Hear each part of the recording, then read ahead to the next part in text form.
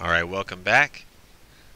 This lesson is about sonic cleanup, doing some general touch-up to recordings to make sure that you get a nice professional audio recording when you're trying to record something.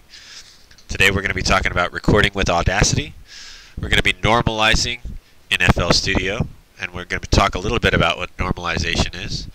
We're going to talk about removing noise, and also we're going to talk about using a parametric EQ to be able to specify particular frequencies that you want to remove from a recording. So let's get into it. First thing that we're going to do is we're going to create a recording in Audacity. Audacity is great because it's a free program. You can download this for free very quickly and very easily, and it is cross-platform, so you can get Audacity installed on pretty much any machine, and it's very easy to find. One easy way to get it is you can download Audacity from the internet. Just type in Audacity, and here you see there's a free open source cross-platform audio software. You could go here and download it, so if you have a machine that doesn't have Audacity but you want to use these same skills using this tool, luckily you don't have to pay any money. It's open source, so you can get it for free very easily. Another way that you can do this is you can search for Ninite. I don't know how many of you know how to use this, but Ninite is a website where you can install and update all of your programs at once. So all of these programs that are on Ninite right here are all freeware. You can go here and you can pick. Here you can see Audacity is on the list right here. You can go to Ninite and pick any one of these free software suites that you see here and install them all on your computer at once. Let's say I wanted this, and I wanted Firefox and Chrome, and I wanted Skype, and I wanted VLC and Audacity, all installed on a machine.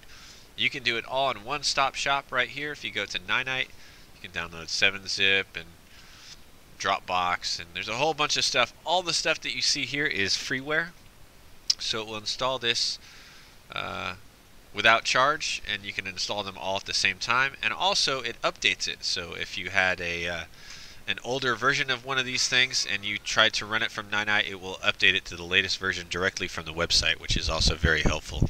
So Ninite is a great place to stop if you want to download freeware of any kind, including Audacity. Alright, so Audacity is already installed on all of your one-to-one devices. It looks like this. It looks like some headphones with some little waveforms inside. If we go in there, you'll see that there's a little startup manual box thing right here. But this is the main interface that we need to check out. You'll notice that there's a few options up here in the top. The main options that you have to be concerned with are what your microphone is, which is right here, this little microphone icon right here. This chooses where your sound recording is going to be coming from. So when I open this up, this little microphone right here, if you have multiple microphones hooked into your computer, this is where you would choose which microphone you would use. By default, you're probably going to have this microphone Realtek high definition audio device. This is just the onboard microphone that's on your device. So if you have your one-to-one device, it's the little microphone that's inside the laptop itself. You'll notice that there's two sliders up here. There's a recording slider and there is a speaker slider for playback. So you can choose to make your recording slightly less loud if you wanted to, and then you can use normalization to pick it back up. Let's see how we can record a sound here. So if I press record right here, this record button, it will begin to record whatever's coming through my microphone, and you see here there's a great waveform. And when I'm not saying anything at all, you can notice that there's still a little bit of jitteriness that's going through here. That's background noise. So what I'm going to do is I'm going to record a little bit extra time, as you can see here, and I have some of this background noise that's just recorded here. What we can do is we can use this background noise to acquire a noise threshold or a profile, and in doing that we can have the computer check to see what the general noise of the room is, analyze that, and then apply a reduction to where it will take whatever that noise is and subtract it from the rest of a waveform. So you can essentially take out all of the noise that is already in a sound file. So if I go, as you can see here with Audacity, I can click on different areas. If I press play, it will play from that point. And you can see there's a little bit of noise going on here. And it's very quiet. It's in the -45 and -42 decibel range, but it's still there. If I go back here and press play, that's background noise. There you go. You can hear me talking. Excellent.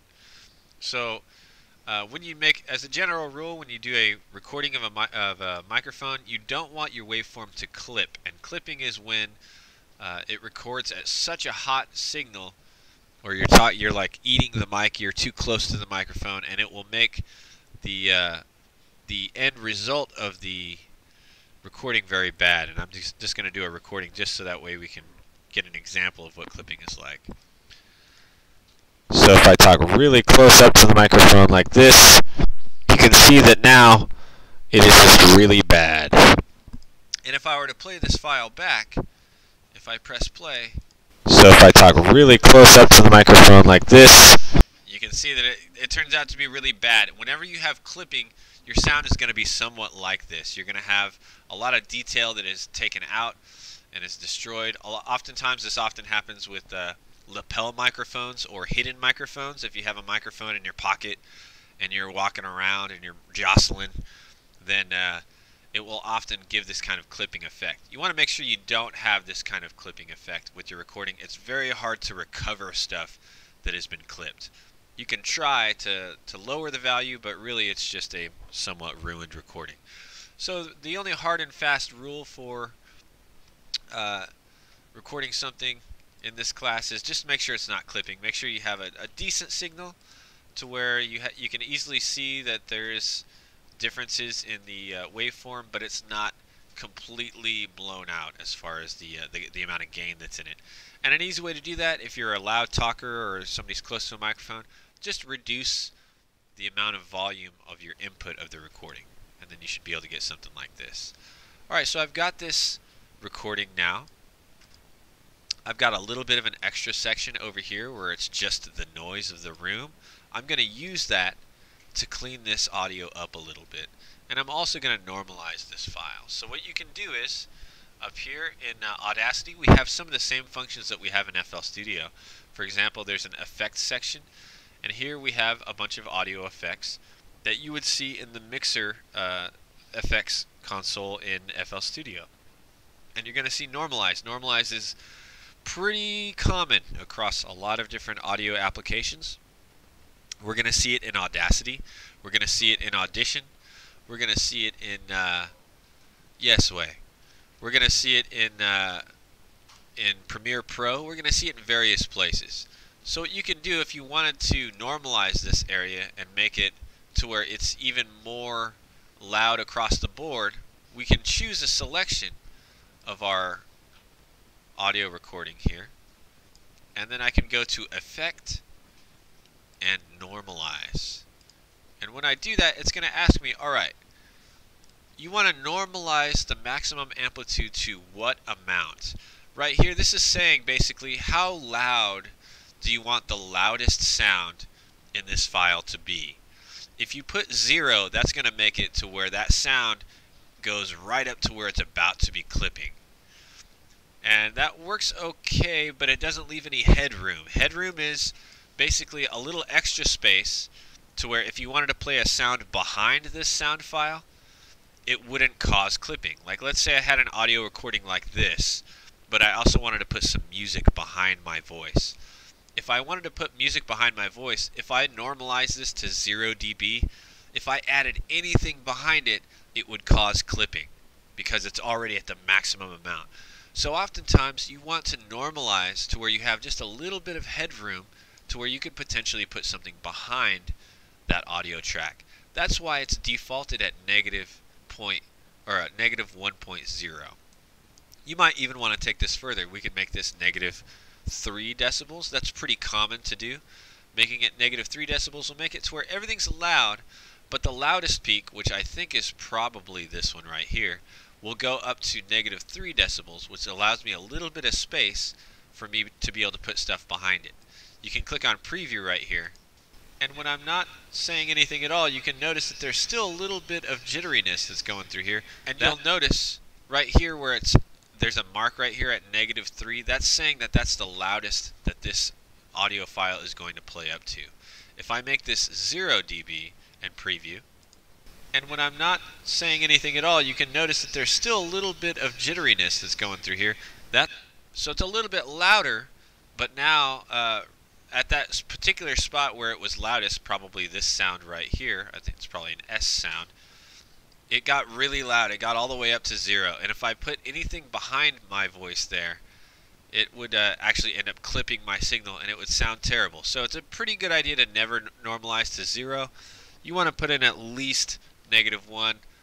Usually -3 is the way to go. Depends on what you're doing with the audio, but -3 or -1 is usually what you want to do. So now if I press OK, you'll notice that the whole waveform kind of changes in the way that it looks. Basically the biggest value of sound right now is going to increase, and the rest of it's going to increase as well. Normalizing is pretty commonly used in almost every sound file. So I'll try it one more time. Click on normalize. This time I selected just this sound. So if I press OK, you'll notice that that sound should change a little bit. Looks like it already went up to -3.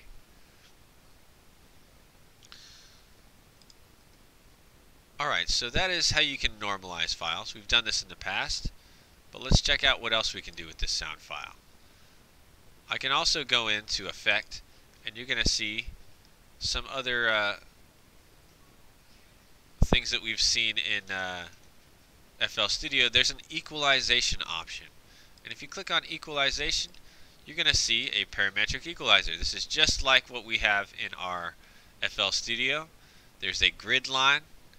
There's our frequencies down here on the bottom. We can see the 20 Hertz frequency, so all the really low sounds are over here on the left, all the bass sounds. And as you go over here to the right, you'll see that on the bottom it says that you're going to increase in Hertz. So you have 200 Hertz, 400, and it goes all the way up to 1700 Hertz. This is the higher frequency range of our hearing spectrum. A lot of you will probably be able to hear up here in the 15,000 Hertz level. A lot of old people won't, because our hearing gets worse over time. But this is the stuff that you feel, the rumble bass. As you get here in the middle range, this is kind of where you start hearing regular instruments, and speech is right around here in 500 and 1000. All the really high frequency stuff here, this is the stuff that kind of contributes to the timbre of a sound. So a lot of the characteristics of a particular instrument or sound happen in this area, and you can play around with that. Let me go ahead and preview this. And when I'm not saying anything at all, you can notice that there's still a little bit of jitteriness that's going through here. So what I could do is, this is where I could apply a low pass or a high pass filter as we worked with before. If I wanted to do a low pass filter, I could take some of the highs out by dragging this line down, clicking and dragging. You can add points if you want. So right here I'm making a very basic broad cut right here that will cut all of the high frequencies out. And if I press preview, and when I'm not saying anything at all, you can notice that there's still a little bit of jitteriness that's going through here. So that one effect, that one thing that I did right there, actually did a lot to my sibilant sounds. Sibilant sounds are S's and T's. There's certain sounds that we make with our mouth that assign meaning to what we're saying, but they can often sound unpleasant in recordings. And a way to fix that is simply by rolling down your high frequencies a little bit, and it makes it to where it's a little bit easier to listen to. And instead of it concentrating and you hearing those S's and T's really loudly, now you can see that they've been a little bit subdued. And when I'm not saying anything at all, you can notice that there's still a little bit of jitteriness that's going through here. Alright, so that would be a high cut or a low pass filter. We talked about our low cut or a high pass filter, which is something like this. I'm taking the low range out, so it's going to make it sound more like AM radio or old-timey radio, I guess is the way to think of it, to where all the low range frequencies are taken out. So a lot of the bass in my voice. And when I'm not saying anything at all, you can notice that there's still a little bit of jitteriness that's going through here. So that's our basic low pass, or high pass, low cut right here. So the equalizer function is there. There's another way that we can look at equalization. This right here is a parametric equalizer, where you can see a grid that you can draw on. Let's talk about what a graphic equalizer looks like. You may have seen one of these in like an old analog stereo. This is basically doing the same thing, except now we just have these different bands where each one of these sliders is assigned a frequency range. So whereas up here we could just make a grid that would directly say, alright, from this frequency I want everything to drop down. If you have an analog style equalizer, like you have an old school stereo system that has an amplifier and it has one of these hooked up to it, this is where if you hover over each one of the parameters here, you can see that it has a specific range assigned to it. This is the 2 kilohertz range. If I go down here I have 200 and so on, 200. I can go down to the base range here. And I can adjust each frequency level here. And when I do that, you can see on the parametric side right here what it's doing. If I wanted to do a low pass filter with a graphic style equalizer, I would have to actually grab a bunch of these sliders. And if you had this like at your home on an analog system, this is how you would do that kind of a filter. You would just drop these little sliders here to where, okay, there we go, I want all these things down like that. So this would give me a low pass filter by cutting out all the high frequencies. And if I wanted to boost them, I could do the same thing but in the other direction. So this is how an EQ works. We talked a little bit about this before, but this time what we're going to do is we're going to use this kind of a tool to specify exactly where a noise is that we want to reduce, or a sound that we don't like. So to do that, I'm going to first save this file, and I'm going to open up an FL Studio, because the parametric equalizer in FL Studio is a much nicer looking graphical interface, and it will illustrate where the sounds that I'm trying to take out are actually placed in the frequency spectrum graphically. So let's check out how that's done. I'm going to just go up to Save. I'm going to export this as an MP3, and I'm just going to save it on my desktop. I'm going to call this Cleanup Recording. Alright, so I'm pressing Save. I don't have to fill out any metadata if I don't want to. I can just press OK. And now it exported this file as an MP3 onto my desktop, and it's right here. Cleanup Recording. And you can see it's an MP3 file. If I wanted to play it, I could just double click on it and it would open. We're going to open it up in FL Studio. So I'm going to open FL. I'm just going to go to my desktop and drag it into my playlist here. So I'm going to my desktop. Let's find that cleanup file. Here it is. I'm just going to drag this MP3 file right into my playlist, and there I have it. If I press play, I gotta change it to song mode here. If I press play, it will begin to record whatever's coming through my microphone, and you see here there's a great waveform. Alright, so not too much noise in here. It looks okay. It definitely could be worse. But if I were to zoom in on this waveform, you would see that there is still a little bit of noise there. And depending on how picky you are with sound, if you think about major motion pictures, any kind of noise or any kind of detraction from the main story and the narrative, or anything that you're trying to bring attention to, is just a distraction. It will cause users to kind of lose interest.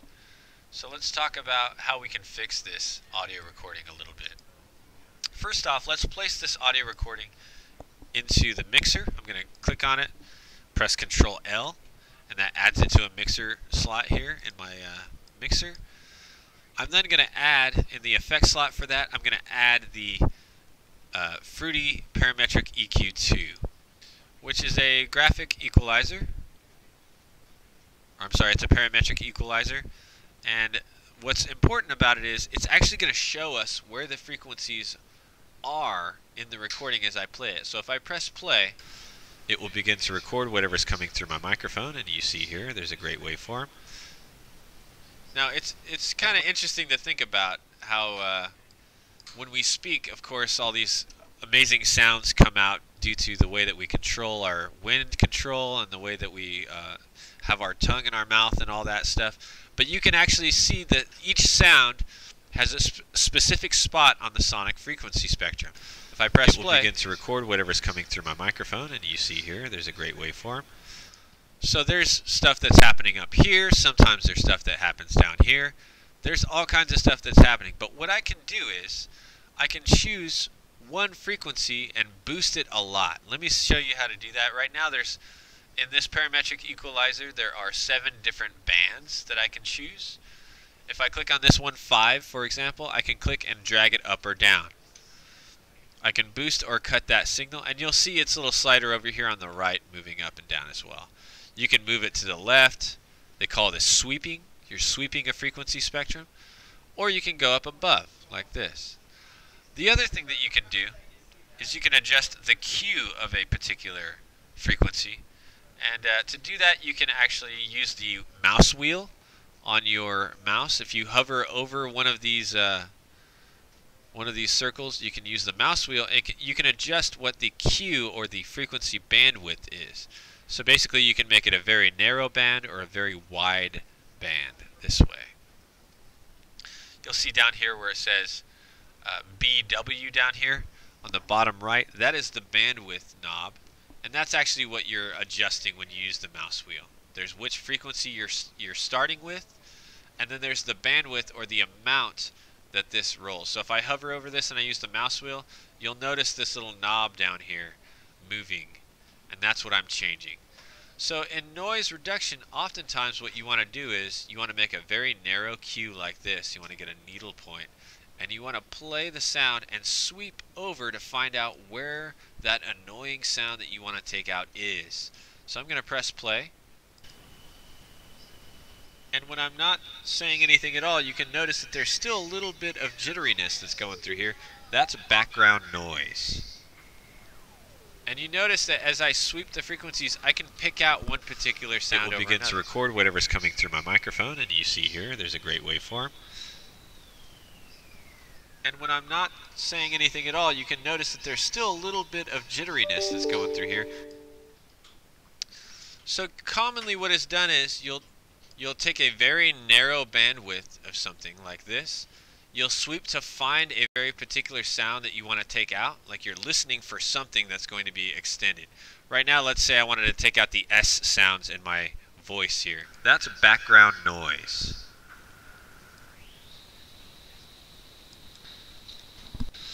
It will begin to record whatever's coming through my microphone, and you see here there's a great waveform. So you'll notice as I leave this on, you can hear that background noise more accentuated now. And when I'm not saying anything, so what you can do is you can take that one thing that you've boosted, you've now found it in the frequency spectrum. Now I can bring this down and I can try to cut it out a little bit. And you often don't want to cut it out where it's totally just one tiny frequency. You often want to try to smooth it out just a little bit too. So try to use the narrow bandwidth cue to pick out a very specific frequency that you want to edit. And then you kind of want to dial it back and make it not quite so extreme. That's probably good right there. So that'll take out some of my noise. It will begin to record whatever's coming through my microphone, and you see here there's a great waveform. So now I know that the noise lives in this area, and I'm able to just pick that one noise and detract a little bit from it. You'll notice that it changes the tone of my voice a little bit. That's because it is still taking out these frequencies, so it does change the sound a little bit. But oftentimes, people won't know the difference. They won't know what you started with. They'll only know what you ended with. So as long as it sounds good to you, that's really what is most important with this type of work. So we talked a little bit about the parametric EQ. We talked a little bit about how you can normalize sound files to clean it up and make it all uniform. The last thing that we're going to talk about is how to use a noise profile to take away noise. So right now I have this this waveform file right here. If I want to edit it and take out the noise using a noise threshold profile, I can right click on the noise and go to edit, and it will open it up in Edison. So here it is in Edison. We've used this tool before. There's a little bit of noise down here, and we can actually choose that noise. I'm going to select that noise right here. And there's a icon that looks like a little brush. This little brush right here. And what that brush is the audio cleanup tool, or the denoise tool.